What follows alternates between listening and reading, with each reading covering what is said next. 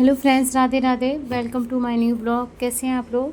उम्मीद करती हूँ आप सब लोग अच्छे होंगे और आपकी स्टडी भी बहुत अच्छी चल रही होगी। फ्रेंड्स, आज का मेरा टॉपिक स्टार्ट होता है इकोनॉमिक्स की बुक से, जो 9th क्लास की है, और इसमें टोटल 4 चैप्टर हैं। तो इसे 8 घंटे में हम फिनिश कर लेंगे और उसके बाद हम अभी तो नहीं, बाद में इसके नोट्स रेडी करेंगे। लेकिन सबसे पहले फ्रेंड्स, मैं आज आपसे ये कहना चाहूँगी कि अगर आप भी मेरी तरह यूपीएससी की तैयारी कर रहे हैं और आपने पहले अटैम्प्ट दे चुके हैं या आपका इस बार अटैम्प्ट फर्स्ट था जो 24 में आपने अटैम्प्ट दिया है, तो आप मुझसे अपना एक्सपीरियंस शेयर करेंगे तो मुझे अच्छा लगेगा।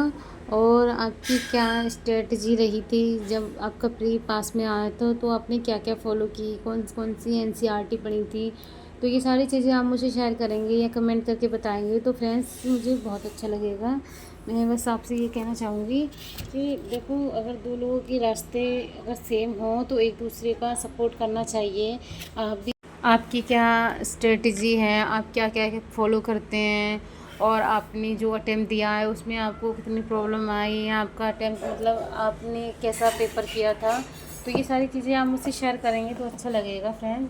क्योंकि अगर मंजिल सेम हो तो हमें, अगर हमारा रास्ता एक है और हमारी मंजिल भी एक है, तो एक दूसरे की मदद करनी चाहिए फ्रेंड्स। क्योंकि इससे ये होगा, हमें आसानी होगी और आपको मतलब जो मुझे नहीं आ रहा है वो आप मुझे बताएंगे तो मुझे अच्छा लगेगा फ्रेंड्स। इतना नहीं है कि सारे लोग एकदम बहुत टैलेंटेड होते हैं, सबको सब कुछ पता होता है। अगर ऐसा होता तो हर किसी का फर्स्ट टाइम में ही एग्ज़ाम निकल जाता है। देखो, अगर इतने टैलेंटेड बच्चे होते तो मतलब वो यूपीएससी की मतलब कोचिंग नहीं कर रहे होते, सारे लोग सेल्फ स्टडी से ही मतलब सेलेक्ट हो जाते हैं। लेकिन फिर भी कभी ना कभी हमें गाइडलाइंस की ज़रूरत पड़ती है। तो मैं ये कहूँगी, आप लोग मेरा ब्लॉग देखते हो तो प्लीज़ मुझे कमेंट करके बताया करो कि मुझे आगे और क्या पढ़ना है। और जैसे कि मैं पॉलिटिक्स की एनसीईआरटी पढ़ रही हूँ, तो उसके बाद मुझे क्या पढ़ना चाहिए और मेरे लिए कौन सी मतलब बुक्स मतलब हेल्पफुल रहेगी, जो मतलब प्रीलिम्स में और मेंस में दोनों में काम आए। और मैं जो इम्पोर्टेंट एनसीईआरटी कौन कौन सी हैं, ये सारी चीज़ें शेयर करेंगे।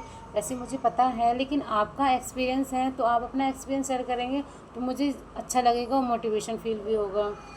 तो फ्रेंड्स देखो, आपको जो भी आता है आप मुझसे शेयर करेंगे ना, तो ऐसा नहीं है कि आपका ज्ञान कम हो जाएगा, मतलब आपको अच्छा ही फील होगा। मैं तो अपनी बता रही हूँ फ्रेंड, अगर मुझे कुछ आता है, और ऐसा नहीं है कि मैं इसी तैयारी के बारे में बात कर रही हूँ, और नॉर्मल लाइफ में भी जैसे कि मैं पढ़ाई भी नहीं करती हूँ और मुझे कुछ भी और अभी आता है, हर तरीके की चीज़ें आती हैं, तो मुझसे कोई पूछता है तो मुझसे मना नहीं किया जाता। देखो, अगर आपके पास कोई टैलेंट है, आपके अंदर कोई ज्ञान है, तो आपसे कोई हेल्प मांग रहा है तो आप मतलब कर सकते हो। इतना तो इंसानियत होनी चाहिए हर एक इंसान के अंदर।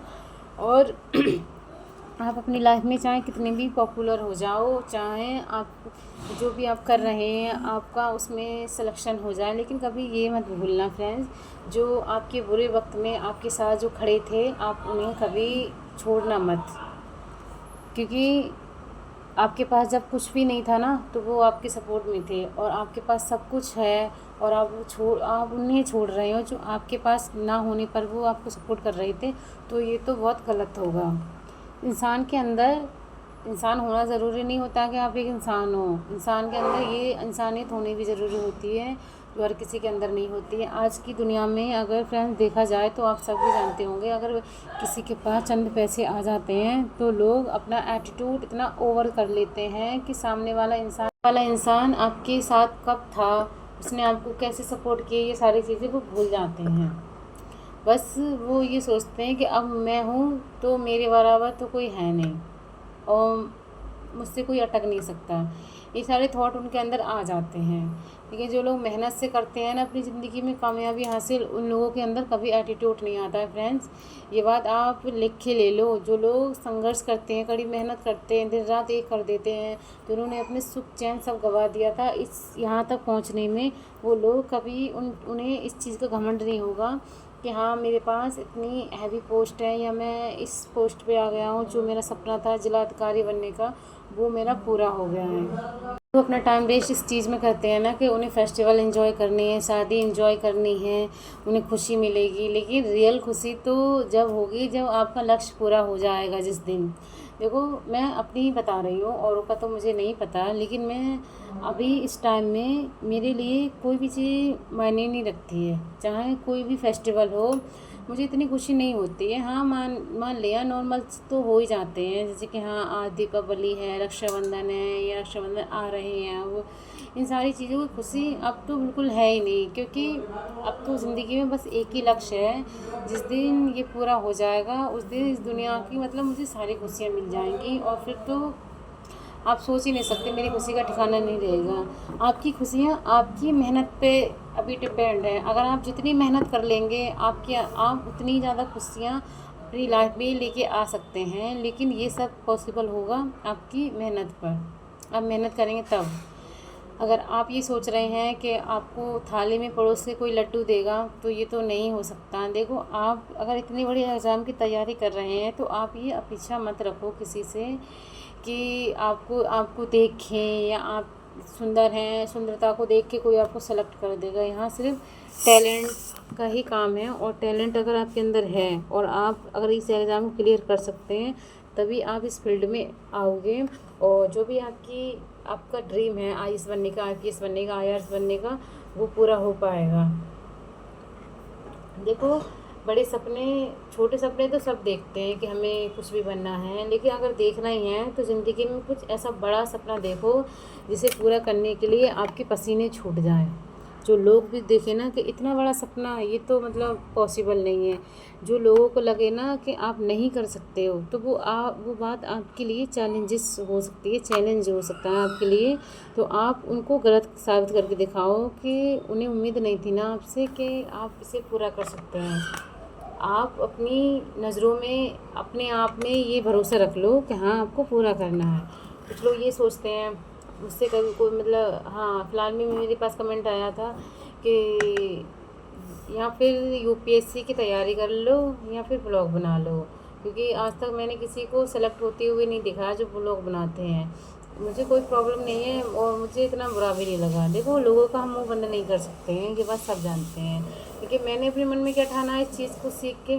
जो किसी ने भी मुझे कमेंट किया था, मैंने क्या सोचा है, अभी मैंने आपको जो बताया था, एक दिन ऐसा आएगा जिसने भी कमेंट किया है ना, उसकी भी बोलती बंद कर दूँगी मैं, चाहे मुझे इसके लिए कितना भी टाइम क्यों ना लग जाए। जो लोग ये सोचते हैं ना कि हाँ मैं दिखावा कर रही हूँ, शो ऑफ कर रही हूँ, मुझे पता है अगर मैं दिखावा कर रही हूँ तो मेरा मतलब होगा ही नहीं। मैं अपने मन से कह रही हूँ। और अगर मैं दिल से पढ़ाई कर रही हूँ तो मेरे होने से, मेरा सिलेक्शन होने से कोई भी नहीं रोक सकता। देखो, लोग तो भगवान में भी कमियां निकाल लेते हैं, भगवान से भी दुखी हो जाते हैं कभी कभी, अरे भगवान ने हमारे लिए किया ही क्या है। तो हम तो एक आम इंसान हैं, तो मैं ये सोचूंगी हमसे लोग क्यों मतलब खुश रहेंगे, और हमारे करने से ना करने से उन्हें इतना फ़र्क पड़ रहा है कि मैं ब्लॉग क्यों बनाती हूँ और मेरी पढ़ाई डिस्टर्ब हो रही है। भाई, तुम हो, इस दुनिया में कोई भी इंसान किसी के लिए भी परफेक्ट नहीं रह सकता। आप हर किसी के लिए अच्छी नहीं रह सकते। आपको 4 लोग अगर आपको पसंद करेंगे तो 2 लोग आपसे हेट करेंगे। तो ऐसे लोगों को आप इग्नोर करो, जिससे कि आपको पसंद ना करते हो या आपके अच्छे कामों से भी उन्हें दिक्कत हो रही है। तो ऐसे लोगों को मुंह लगाना ही बेकार है। इस दुनिया में अच्छे भी लोग हैं, बुरे भी लोग हैं, और हमें भी इस दुनिया में ही रहना है, हमें भी इस धरती पे रहना है। तो क्यों ऐसे लोगों के मुंह लगने से हम अपना टाइम वेस्ट करें। जो कर रहे हैं हम उस पर फोकस करें। जिन लोगों को लगता है ना कि मैं अपनी पढ़ाई को दिखावा कर रही हूँ, तो आगे चल के आपको पता चल जाएगा। मैं अभी कुछ भी नहीं बोल सकती आपसे, क्योंकि मुझे पता है कि मैं अपनी लाइफ कैसे जी रही हूँ और मैंने अपने अंदर कितना चेंजमेंट किया है। तो लेकिन फिर भी लोगों को ये दिखावा लगता है। वो क्या है ना, खुद तो मतलब कुछ उन लोगों के पास होता नहीं करने धरने के लिए, तो वो दूसरों की लाइफ में ही धक्का झाँकी करते हैं कि वो क्या कर रहे हैं, कि यूपीएससी की तैयारी ऐसी नहीं होती, वैसी नहीं होती। अगर आपको इतना ज्ञान है तो मैं कहूँगी आप खुद ही कर लो, आप खुद कर लो, आपको पता चल जाएगा कि कैसे होती है तैयारी। सो फ्रेंड्स, ये सारी चीज़ों को छोड़ो, अवॉइड करो। हम बढ़ते हैं आगे अपने ब्लॉग में।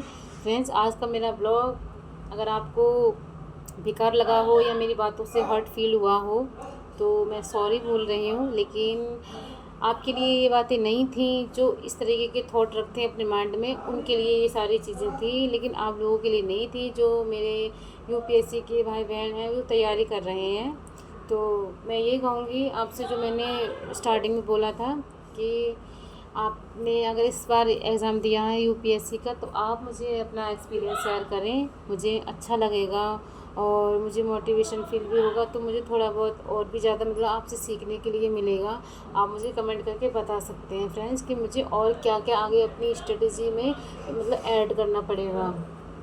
तो फ़िलहाल तो मेरी अभी एनसीईआरटी चल रही हैं। अभी मैंने ऐसा कुछ मतलब लक्ष्मीकांत पढ़ी है और स्पेक्ट्रम पढ़ी है। अभी इसमें मैंने अभी 2-3 बार ही मैंने ये 2 बुक पढ़ी हैं, इससे ज़्यादा नहीं पढ़ी हैं। और फ़िलहाल तो मैं अभी एनसीईआरटी पढ़ रही हूँ।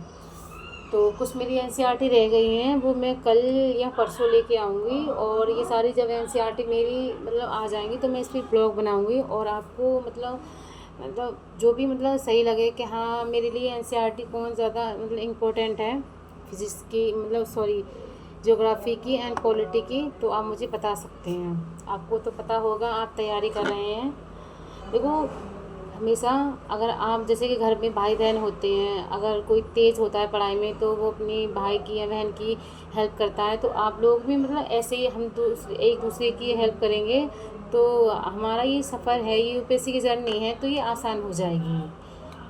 इसलिए मैं कह रही हूँ हमेशा एक दूसरे को सपोर्ट करते हुए चलना चाहिए। मुझे भी इतना ज्ञान नहीं है क्योंकि मैंने अभी फ़िलहाल तैयारी की है और मैंने कोई अटैम्प्ट नहीं दिया है।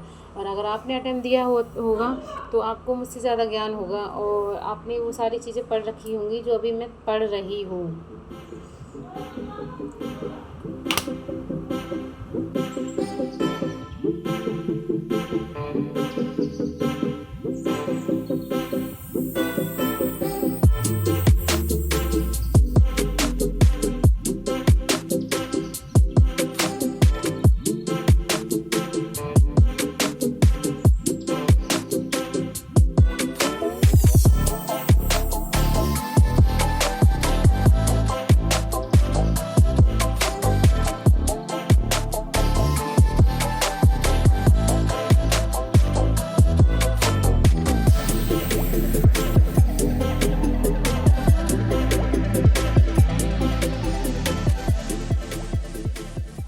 करते फ्रेंड्स, कभी कभी ऐसा फील होने लगता है सबके मन में कि यार अभी जितना भी पढ़ रहे हैं सारा कुछ भूल रहे हैं।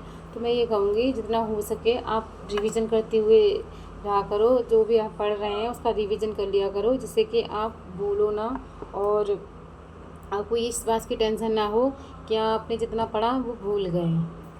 देखो, और फ्रेंड्स दूसरी बात ये है कि आप अपनी मन में ये फेर लेके ना बैठा करो कि आपका सिलेक्शन होगा या नहीं होगा। बस आप अपनी मेहनत करते रहो और आगे बढ़ते रहो, क्योंकि मेहनत का फल कभी बेकार नहीं जाता है। आप जितनी मेहनत करोगे आपका जो भी रिज़ल्ट है अच्छा आएगा। बस आप खुद के ऊपर कॉन्फिडेंस रखो और पढ़ते रहो। फ्रेंड्स, अगर आपको मेरा वीडियो अच्छा लगा हो तो प्लीज़ मेरे वीडियो को लाइक करें एंड चैनल को सब्सक्राइब करें। अब हम मिलते हैं अपने अगली ब्लॉग में। और जो भी आप अपनी तैयारी कर रहे हैं और जो भी तो प्लीज़ आप अपना एक्सपीरियंस मुझसे शेयर ज़रूर करना। अब हम मिलते हैं अपने अगली ब्लॉग में।